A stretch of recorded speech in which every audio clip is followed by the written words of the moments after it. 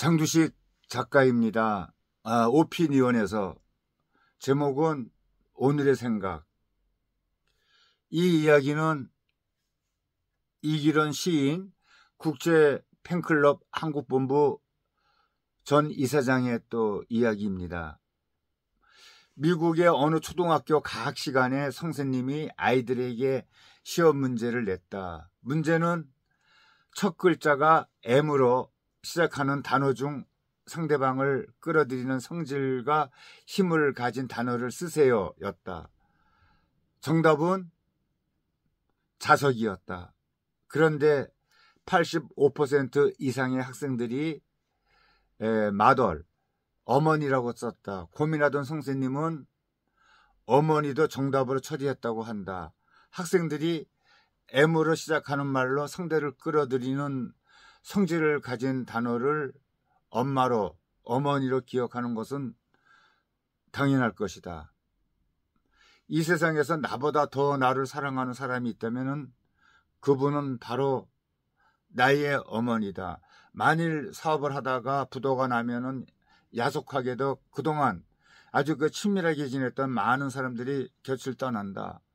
또 우선 친구, 친지들이 떠나고 가족들도 또 기피하기 시작을 한다. 그런데 마지막까지 남아서 손을 잡아주는 이는 바로 어머니다. 어머니는 자식을 위해 목숨도 내놓을 수 있는 유일한 사람이다. 그런데 이런 동물의 세계에서도 마찬가지다. 펠리컨은 새끼에게 줄 먹이가 없으면 자신의 살을 뜯어서 먹인다고 한다. 병에 걸려 죽어가는 새끼에게 자신의 핏줄을 터뜨려서 그 피를 새끼의 입에다 넣어준다고 한다.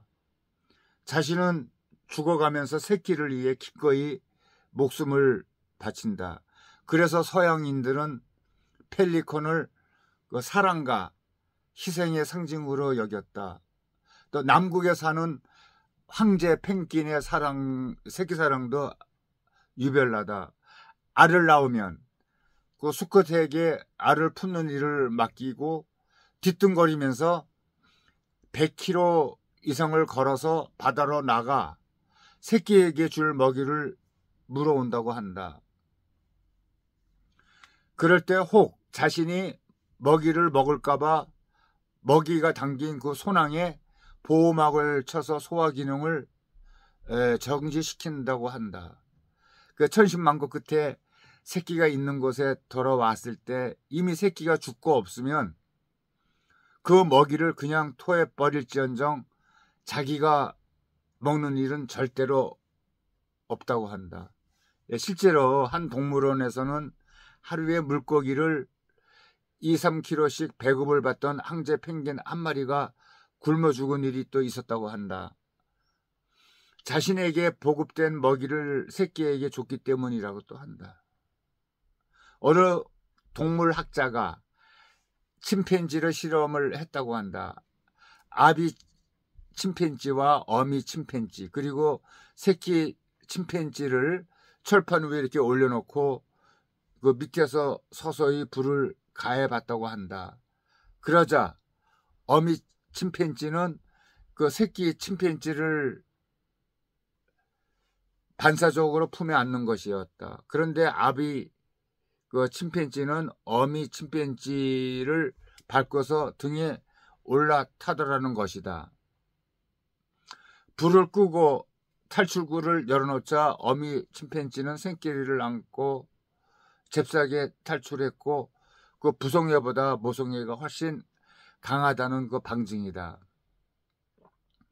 아주 오래전에 읽은 그 신문기사다.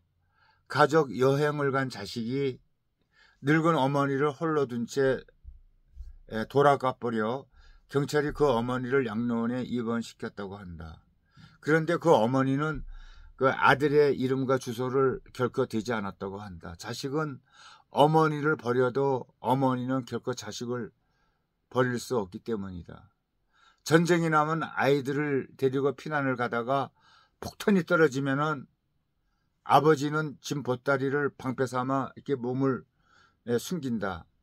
하지만 어머니는 아이들을 품에 안고 자신이 방패의 마귀가 된다고 한다. 어머니는 모든 것을 다 품어주고 모든 것을 다 죽어도 기억하지 않는 그 존재다. 얼마 전 신인 유희숙의 시인이 첫 시집을 냈는데 그 발문을 써달라고 하는 부탁을 받았다. 그중 봄뜨락이라고 하는 시가 있다. 그 봄뜨락의 시는 탱탱해진 엄마의 젖가슴, 아기는 허겁지겁 치달아 젖을 빤다. 어느새 잠든 아기, 젖꼭지를 놓쳐버린다. 엄마도 깜빡 조는 한낮, 조그만 입술에 젖이 흘러 떨어진다.